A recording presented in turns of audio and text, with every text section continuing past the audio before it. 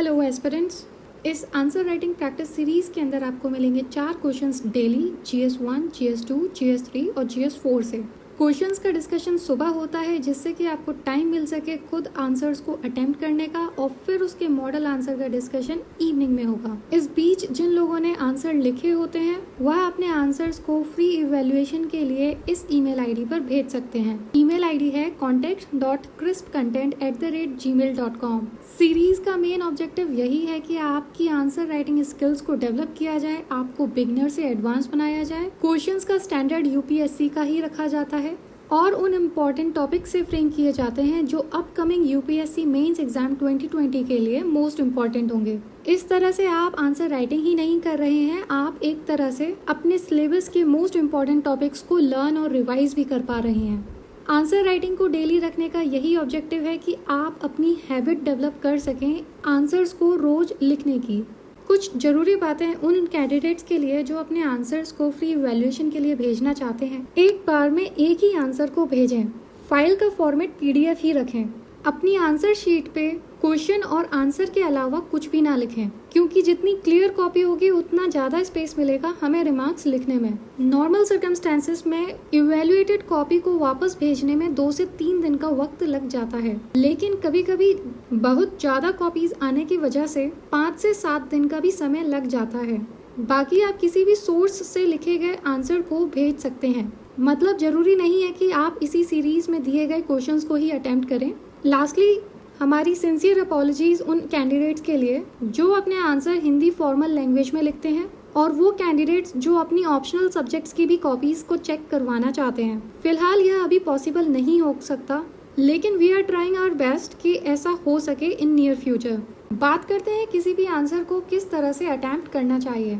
वैसे तो हर किसी का अपना अपना तरीका होता है आंसर को अप्रोच करने का, लेकिन हम यहाँ पर एक बेसिक अप्रोच को यूज़ करेंगे जो ऑलमोस्ट सभी के लिए सुइटेबल हो और सबसे ज़्यादा इफेक्टिव हो। हमारी बेसिक अप्रोच कहती है कि सबसे पहले क्वेश्चन के कंटेक्स्ट को समझना चाहिए। कंटेक्स्ट मतलब वह ब्रॉड एरिया, वह ब्रॉड थीम जिसके ऊपर यह क्वेश्चन बेस्ड होते हैं। इसको सिंपल एग्जाम्पल से समझते हैं। मान लीजिए मैंने आपसे कहा कि एक्सप्लेन काउ, तो आप जिस एरिया में सोचेंगे वह काउ होगा। आप किसी और जानवर के बारे में नहीं सोचेंगे, राइट? यहाँ तक तो हमें पता चल गया कि हमें किसी दूसरे जानवर के बारे में नहीं सोचना है, लेकिन काउ के बारे में भी क्या सोचना है, अभी भी कंटेक्स्ट पूरा क्लियर नहीं है। इसलिए क्वेश्चन के पूरे कंटेक्स्ट को समझने के लिए हम उसके कीवर्ड को भी देखते हैं। क्वेश्चन के कंटेक्स्ट को पूरी तरह से समझने के लिए हम उसके डायरेक्टिव वर्ड को भी देखते हैं। डायरेक्टिव वर्ड्स वो वर्ड्स होते हैं जो उस टॉपिक के अंदर भी किस डायरेक्शन में सोचना है उसके लिए गाइड करते हैं। जैसे कि हमने एग्जाम्पल लिया था एक्सप्लेन काउ, इसके अंदर जो डायरेक्टिव वर्ड है वो है एक्सप्लेन। उसके अकॉर्डिंग हम काउ के बारे में उसके फीचर्स बता सकते हैं कि काउ के 4 पैर होते हैं, एक पूंछ होती है। लेकिन वहीं अगर हमने डायरेक्टिव वर्ड क्रिटिकली एनालाइज लगा दिया तो हम सेम टॉपिक काउ के बारे में ही डिफरेंट डायरेक्शन में सोचेंगे, मतलब काउ के एडवांटेजेस या डिसएडवांटेजेस। और इस तरह से आपने देखा कि एक ही थीम होने के बावजूद 2 डिफरेंट डायरेक्शन से हमने सोचा, और इस तरह से आप क्वेश्चन के पूरे कंटेक्स्ट को समझ पाते हैं। एक बार कंटेक्स्ट को समझ लिया, फिर हम अपने नेक्स्ट स्टेप पर आते हैं जो है कंटेंट को गैदर करना। क्वेश्चन की अंडरस्टैंडिंग के बाद जो भी रिलेटेड मैटर हमें मिलता है उसे हम गैदर करने की कोशिश करते हैं। कोई भी रिलेटेड एग्जाम्पल, डेफिनेशन, स्टैट्स या फिगर्स, उन्हें हम या तो अपने दिमाग में रखने की कोशिश करेंगे या फिर उनके रफ पॉइंट्स बनाकर रफ पेज पे लिख देंगे, क्योंकि एक बार कंटेक्स्ट समझने के बाद हमारा दिमाग सभी डायरेक्शन से उससे रिलेटेड कंटेंट को गैदर करने की कोशिश करता है। और ये इन्फॉर्मेशन रॉ होती है, अनफिल्टर्ड होती है, और ऐसा भी हो सकता है कि वो टोटली रिलेटेड हमारे क्वेश्चन की डिमांड से ना भी हो। और अगर आपने उसे डायरेक्टली अपने पेपर पे लिख दिया तो हो सकता है कि आप क्वेश्चन की डिमांड से डिविएट हो जाएं और फिर आपको मार्क्स भी अकॉर्डिंगली मिलेंगे। इसलिए उस रॉ इन्फॉर्मेशन को अच्छे से प्रेजेंट करने के लिए हम लास्ट स्टेप पर आते हैं, स्ट्रक्चर। किसी भी आंसर के अंदर 3 बेसिक कंपोनेंट होते ही हैं। पहला इंट्रोडक्शन, दूसरा बॉडी और तीसरा कंक्लूजन। किसी भी क्वेश्चन के आंसर में इंट्रोडक्शन, बॉडी और कंक्लूजन किस तरह से लिखना है वह क्वेश्चन टू क्वेश्चन डिफर करता है। जिस तरह का क्वेश्चन होता है उसी तरीके से हम लिखते हैं ये तीनों कंपोनेंट। दूसरा आपकी नॉलेज पर डिपेंड करेगा, जितनी ज़्यादा नॉलेज होगी, रिफाइंड नॉलेज होगी, उतना रेलेवेंट इंफॉर्मेशन नॉलेज आंसर्स के अंदर लिखी जा सकती है। और फाइनली आपके एक्सपीरियंस पर डिपेंड करेगा कि आपने कितनी प्रैक्टिस करी है, जिसकी वजह से आप क्विकली क्वेश्चन के डिमांड को समझ पाते हैं और उतना ही जल्दी उसे लिख पाते हैं। यह सब धीरे धीरे आंसर राइटिंग की प्रैक्टिस करने से आ जाता है। और इस तरह से अगर आपको क्वेश्चन का कंटेक्स्ट समझ में आ गया, फिर आपको पता चल गया कि कंटेक्स्ट से रिलेटेड मतलब क्वेश्चन की डिमांड से रिलेटेड क्या कंटेंट लिखा जा सकता है, आपने अप्रोच के दूसरे स्टेप के अकॉर्डिंग कंटेंट को गैदर भी कर लिया और फिर रियल पेपर पे आपने स्ट्रक्चर कर दिया, तो इस तरह से आपका आंसर कंप्लीट हो जाता है। परफेक्शन की तो कोई लिमिट नहीं है, लेकिन यह अप्रोच फॉलो करने के बाद आपको एक ऐसा आंसर मिलेगा जिसे एग्जामिनर चेक करेगा तो मजबूर हो जाएगा आपको अबव एवरेज मार्क्स देने के लिए। इसलिए हम आगे इसी अप्रोच का यूज करते हुए क्वेश्चंस को डील करेंगे। आज का GS 1 का क्वेश्चन देखते हैं। Trace the roots and evolution of classical music in India. Also identify the distinguishing features of Carnatic music. इसको 250 वर्ड्स के अंदर लिखना है। सिलेबस एरिया आपका हो जाएगा इंडियन हेरिटेज मतलब आर्ट एंड कल्चर का सब topic Indian culture will cover the salient aspects of art forms, literature and architecture from ancient to modern times. Question basically पूछना चाहता है कि क्लासिकल म्यूजिक का इवोल्यूशन कैसे हुआ, और क्वेश्चन के दूसरे पार्ट में कार्नेटिक म्यूजिक के फीचर्स के बारे में बताना है। क्वेश्चन के कंटेक्स्ट को समझने की कोशिश करेंगे। सबसे पहले क्लासिकल म्यूजिक का इवोल्यूशन कहाँ से शुरुआत हुई इसके बारे में क्वेश्चन स्ट्रेट फॉरवर्डली पूछ रहा है। दूसरी ब्रॉड थीम के बारे में जो बात हो रही है वो है कार्नेटिक म्यूजिक। क्वेश्चन की डिमांड को ध्यान से पढ़िए, उसमें लिखा है इसके फीचर्स बताने हैं। हम इसका इवोल्यूशन नहीं बताएंगे, जो क्वेश्चन की डिमांड है वही बताएंगे। तो ओवरऑल कंटेक्स्ट क्या हुआ, क्लासिकल म्यूजिक का इवोल्यूशन कैसे हुआ, उसकी हिस्ट्री और कार्नेटिक म्यूजिक के फीचर्स। फिर आप कंटेक्स्ट से रिलेटेड जो भी कंटेंट गैदर करना चाहते हैं वो आप बुक से कर सकते हैं, क्योंकि टॉपिक स्टैटिक पार्ट से लिया है तो इसका मैटर इजीली आपको अवेलेबल हो जाएगा बुक्स के अंदर। और फिर आप वीडियोस वगैरह भी देख सकते हैं, क्योंकि ये एक ऐसा टॉपिक है जिसको विजुअलाइजेशन से अगर देखेंगे समझेंगे तो ज़्यादा देर तक हमारी मेमोरी के अंदर इसके बारे में रहेगा। फिर बात करेंगे कि उस रॉ इन्फॉर्मेशन को, जो भी कंटेंट आपने गैदर किया है, उसे एक प्रॉपर फॉर्मेट में कैसे लगाया जाए। इंट्रोडक्शन के अंदर आप म्यूज़िक के बारे में बता सकते हैं, एक जनरल ओवरव्यू दे सकते हैं, इसकी इम्पोर्टेंस बता सकते हैं और इंडिया के अंदर कितना कल्चरली रिच है म्यूज़िक इसके बारे में बता सकते हैं। जैसा भी आपके लिए सुइटेबल हो, जैसा भी उस टाइम में आपको ध्यान आता है, उस तरह से हम काम करेंगे। फिर बॉडी के अंदर जैसे क्वेश्चन की डिमांड है, हम डायरेक्टली क्लासिकल म्यूज़िक का इवोल्यूशन बताएंगे, कैसे पॉसिबल शुरुआत हुई थी और आज उसकी पोजीशन क्या है। प्रिफर करेंगे कि थोड़ा सब हेडिंग्स में क्लासिफाई करके बताएं। और फिर क्वेश्चन की जो दूसरी डिमांड है कार्नेटिक म्यूज़िक के फीचर्स के बारे में, उन्हें भी हम बताएंगे। साथ में अगर हमें कोई सिंगर्स या म्यूजिशियंस का कंट्रीब्यूशन ध्यान में आता है तो वो भी हम बताएंगे, आंसर को थोड़ा और एनरिच करने के लिए और स्पेशलाइज्ड बनाने के लिए। फाइनली हम कंक्लूड कर सकते हैं इस म्यूज़िक की हमारे कल्चर के अंदर क्या सिग्निफिकेंस है। जनरल कंक्लूडिंग रिमार्क्स भी चल जाएंगे। इस तरह आपको पता चल गया कि आंसर कैसे लिख सकते हैं। आंसर को लिखने का एक जनरल प्रिस्क्रिप्शन आपको मिल गया है। अब आपका काम है कि इस थ्योरेटिकल नॉलेज को अप्लाई करने का। इस आंसर को खुद अटेम्प्ट करिए और देखिए कि आपका आंसर कैसा टर्न आउट होता है। कुछ नहीं तो आपका ये टॉपिक कार्नेटिक म्यूज़िक और क्लासिकल म्यूज़िक ही लर्न और रिवाइज हो जाएगा। आज का GS 2 का क्वेश्चन देखते हैं। Part 4 of the Indian Constitution has great value as it provides for social and economic democracy. In light of the above statement, discuss the importance and limitations of this part of the Constitution. इसे 250 words के अंदर लिखना है और ये आपका polity constitution GS paper 2 के syllabus में आ जाएगा। सब topic Indian constitution, historical underpinnings, evolution, features, amendments, significant provisions and basic structure के अंदर क्लासीफाई कर सकते हैं। क्वेश्चन स्टेटमेंट बेस्ड है तो बेसिकली पूछ रहा है हमारे कॉन्स्टिट्यूशन के पार्ट 4 में जो भी दिया है उसकी बहुत ग्रेट वैल्यू है सोशल और इकोनॉमिक डेमोक्रेसी इस्टेब्लिश करने में। इसको ध्यान में रखते हुए हमें इसकी पार्ट 4 की इम्पोर्टेंस और लिमिटेशन बतानी है 250 वर्ड्स में। क्वेश्चन के कंटेक्स्ट को समझेंगे। पहले पार्ट में तो एक स्टेटमेंट दिया है जिसमें बोला है कि कॉन्स्टिट्यूशन का part 4 social and economic democracy को एस्टेब्लिश करता है। तो सबसे पहले तो हमें पता होना चाहिए कि पार्ट 4 है क्या, क्योंकि पूरे क्वेश्चन में इसका जिक्र है ही नहीं कि पार्ट 4 है क्या। तो हमें पता चलेगा कि पार्ट 4 डीपीएसपी के बारे में है। अब क्वेश्चन को आगे पढ़ेंगे तो पता चलेगा कि क्वेश्चन उसकी इम्पोर्टेंस और लिमिटेशंस के बारे में पूछ रहा है।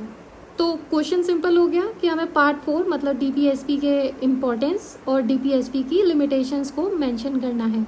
और ये ध्यान रखना है कि सोशल और इकोनॉमिक डेमोक्रेसी के बारे में इसको लिंक करते हुए लिखना है। ऐसे पॉइंट्स तो ज़रूर होने चाहिए जिसके अंदर सोशल और इकोनॉमिक डेमोक्रेसी के बारे में जिक्र हुआ हो। फिर अब क्वेश्चन का कंटेक्स्ट इजी हो गया, समझ में आ गया, तो हम कंटेंट कहीं से भी ले सकते हैं क्योंकि ये पार्ट भी स्टैटिक से है। बुक आप लक्ष्मीकांत की यूज़ कर सकते हैं या फिर आप गूगल रिसोर्स भी यूज़ कर सकते हैं।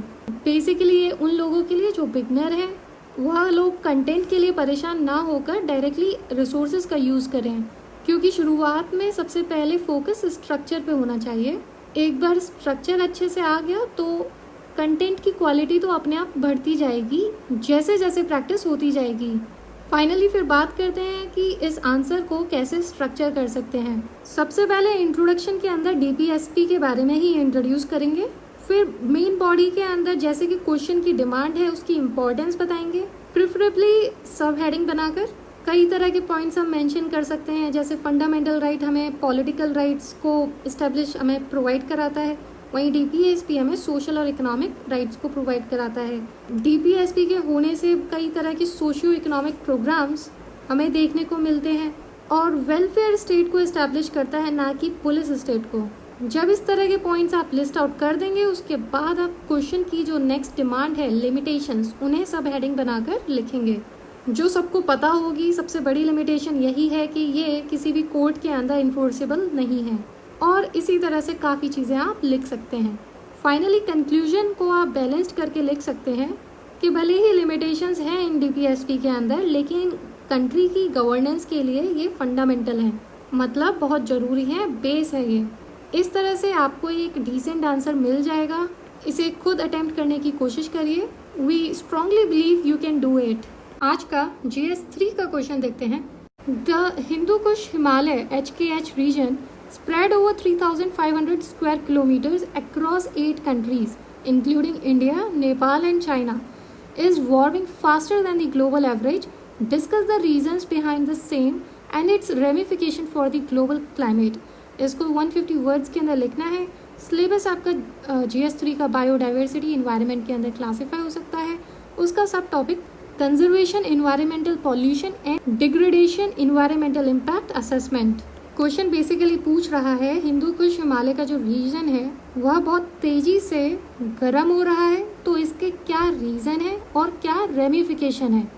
तो क्वेश्चन का कंटेक्स्ट समझते हैं। बात हो रही है हिंदू कुश हिमालयन रीजन के बारे में। पढ़ने में काफ़ी स्ट्रेट फॉरवर्ड है, लेकिन इसका स्ट्रक्चर इंटरेस्टिंग हो सकता है। तो यह रीजन बहुत तेज़ी से गर्म हो रहा है, ग्लोबल एवरेज से भी ज़्यादा। तो हमें सीधे सीधे इसके रीजंस बताने हैं और रेमिफिकेशन मतलब इसके क्या कंसीक्वेंसेस हो सकते हैं, और इस आंसर को 150 वर्ड के अंदर कंसाइज करना है। क्वेश्चन का कंटेंट करंट अफेयर से ही होगा, क्योंकि ये करंट अफेयर बेस्ड क्वेश्चन है। इसके लिए आप कोई भी करंट अफेयर मैगजीन का यूज़ कर सकते हैं या फिर आप बेस्ट गूगल भी कर सकते हैं। इस तरह से आपको कंटेंट मिल जाएगा। अब बात करते हैं स्ट्रक्चर की। इंट्रोडक्शन की शुरुआत हम रीजन को ही इंट्रोड्यूस करके कर सकते हैं। अब क्वेश्चन ने ही इतनी मेहनत करी है, पूरा लिखा है कि 3,500 स्क्वायर किलोमीटर का है, 8 कंट्रीज़ में फैला हुआ है, तो आपकी भी थोड़ी ड्यूटी है कि डायग्राम बनाकर, मैप बनाकर आप इसको एक्सप्रेस करें और एग्जामिनर पे इम्प्रेशन पड़े कि आपको इस रीजन के बारे में पता है। और फिर तो आप बॉडी के अंदर डायरेक्टली रीजंस मेंशन कर सकते हैं। एंड देन क्वेश्चन की दूसरी डिमांड रेमिफिकेशन की भी सब हेडिंग बनाकर आप मेंशन कर सकते हैं कि इंटरनेशनली ये काफ़ी कॉम्प्लिकेटेड हो जाएगा। इंडिया, पाकिस्तान, चाइना जैसे देश में तो वैसे ही काफ़ी चीज़ों पे सहमति नहीं होती है, और इस पर्टिकुलर टॉपिक पर सहमति दिलवाना will be more complicated. Food security जैसे इश्यूज हो सकते हैं, इस तरह से आप मेन बॉडी को कंप्लीट कर सकते हैं और कंक्लूजन के अंदर नॉर्मल देने की बजाय वे फॉरवर्ड दे सकते हैं, क्योंकि क्वेश्चन का नेचर आप देख सकते हैं प्रॉब्लम बेस्ड है, तो इसलिए हम उसके अंदर वे फॉरवर्ड में सॉल्यूशन दे सकते हैं। 150 वर्ड लिमिट का बहुत अच्छे से ध्यान रखना है, क्योंकि इसमें ज़्यादा स्पेस और टाइम नहीं मिलता है, तो जितना कंसाइज फॉर्म में रख सकते हैं रखेंगे। इसलिए मैप, डायग्राम्स या फ्लो चार्ट्स का यूज़ करना बहुत प्रेफरेबल चॉइस होगी। इस तरह काफ़ी अच्छा डिसेंट आंसर आपको तैयार होकर मिल जाएगा। कोशिश करिए खुद करने की, आपसे हो जाएगा। फाइनली आज का GS 4 का क्वेश्चन देखते हैं। आज ये केस स्टडी है जो कि आपके एथिक्स के सिलेबस केस स्टडीज़ के अंदर ही आती है।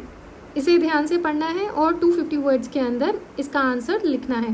केस स्टडी कुछ इस तरह से है कि आप सीनियर पुलिस ऑफिसर हैं और आप स्टेट पुलिस हेडक्वार्टर में काम करते हैं और आपकी वाइफ एजुकेशन डिपार्टमेंट में, हायर एजुकेशन डिपार्टमेंट में कमिश्नर है। अब एक RTI एक्टिविस्ट है जो आपका बहुत अच्छा दोस्त है, उसने एप्लीकेशन डाली है, जो भी खर्चा हुआ है कॉलेजेस के अंदर फर्नीचर या कंप्यूटर्स को खरीदने के लिए, उनका ब्यौरा लेने के लिए आपके उस RTI एक्टिविस्ट दोस्त ने एप्लीकेशन डाली है, क्योंकि उसे डाउट है कि मिनिस्टर ने घोटाला किया है और जो खर्चा है वो डबल बताकर करप्शन किया है। अब अगर सच सामने आया तो वाइफ रिस्क पर है, उसे सस्पेंड किया जा सकता है और ये करप्शन के चार्जेस अगर प्रूफ भी हो गए तो वह जेल भी जा सकती है, क्योंकि RTI एक्टिविस्ट आपका बहुत ही क्लोज फ्रेंड है और उसे आपकी वाइफ से कोई पर्सनल कोई रंजिशें नहीं है या उसे कोई टारगेट करना हो, ऐसा कुछ नहीं है। वह तो सिर्फ मिनिस्टर को टारगेट करना चाहता है। तो वो आपसे कह रहा है कि वो रेडी है अपनी एप्लीकेशन को विड्रॉ करने के लिए as a gesture of friendship. उसे कोई प्रॉब्लम नहीं है अगर फ्रेंडशिप के नाम पर वह एप्लीकेशन को विड्रॉ कर ले और ये केस आगे ना बने, which will lead to ultimately कि आपकी वाइफ बच जाएगी। तो ऐसी सिचुएशन में आपको क्या करना चाहिए, इसे आपको एक्सप्लेन करना है। इसका कंटेंट बेसिकली आपकी खुद की अंडरस्टैंडिंग होगी और आपने कितनी केस स्टडीज़ पढ़ी हैं पहले, क्या एक्सपीरियंस रहा है, उनके अंदर जानकर आपको पता चलेगा कि एज अ पब्लिक ऑफिशियल आपको क्या करना चाहिए। तो फिर आंसर को आप स्ट्रक्चर देने के लिए सबसे पहले स्टेक होल्डर्स बता सकते हैं कि कौन कौन से लोग इधर इन्वॉल्व हैं, मेजर एथिकल डिलेमास बता सकते हैं कि कहाँ पे प्रॉब्लम आ रही है एथिकल, और फिर जो ऑप्शंस अवेलेबल हैं उन्हें बताएंगे और उन ऑप्शंस में से जो आपको सूट करता है और जो आप चाहते हैं कि आप क्या एक्शन लेंगे उनको बताएंगे। तो यह केस स्टडी का आंसर एक प्रॉपर फॉर्मेट में सामने आ सकता है। काफ़ी इंटरेस्टिंग है, प्रैक्टिकल अप्लाइड बेस्ड क्वेश्चन है, तो ऐसे क्वेश्चंस को तो अटैम्प्ट बिल्कुल करना चाहिए, जस्ट फॉर फन ऑल्सो। इसमें कोई अलग से किताब पढ़ने की ज़रूरत नहीं है। शुरुआत में अगर कोई स्पेशलाइज्ड टर्म्स नहीं भी पता है तो कोई बात नहीं, आप पहले इस बात की ही अंडरस्टैंडिंग बनाइए, बढ़ाइए कि आप अगर इस जगह पर होते तो क्या करते। इसलिए अटैम्प्ट करिए, लेट्स सी कितने तरह तरह के ओपिनियन आ सकते हैं इस केस स्टडी के ऊपर। धीरे धीरे प्रैक्टिस करते रहे तो हम जल्दी ही बहुत अच्छा आंसर लिखने लग जाएंगे। फाइनली बात करते हैं कि ऐसा कौन सा एक्स फैक्टर होता है ऐसे कैंडिडेट के बीच जिसकी नॉलेज टॉपर की नॉलेज के इक्वली होती है, पर फिर भी उसे टॉपर से कम मार्क्स मिलते हैं। ऑलमोस्ट किसी भी टॉपर की कॉपी अगर आप उठाएंगे तो उसके अंदर कुछ चीज़ें कॉमन दिखाई पड़ेंगी। पहला, जितना भी पॉसिबल हो उतना ये पॉइंट में बनाकर आंसर देते हैं, कीवर्ड्स के नीचे अंडरलाइन करते हैं जिससे कि एग्जामिनर की अटेंशन डायरेक्टली उन कीवर्ड्स पे जाए। तीसरा, आंसर के अंदर विजिबिलिटी बनी रहे उसके लिए शॉर्ट पैराग्राफ्स बनाते हैं 5 to 6 लाइंस के। डिपेंड्स ऑन इंडिविजुअल हैंडराइटिंग, जितना पॉसिबल हो वहाँ पे फ्लो चार्ट्स, डायग्राम, मैप लगाने की कोशिश करते हैं और इस तरह से एक एक्स फैक्टर आंसर के अंदर आ जाता है और उनकी कॉपी दूसरों की कॉपी से अलग दिखाई पड़ती है। आप भी इन बातों का ध्यान रखिए, डेली आंसर राइटिंग करते रहिए जिससे कि ये सारी चीज़ें आपकी आदत में आ जाए। इतना ही इस वीडियो में। Keep writing, all the best, see you in the next video.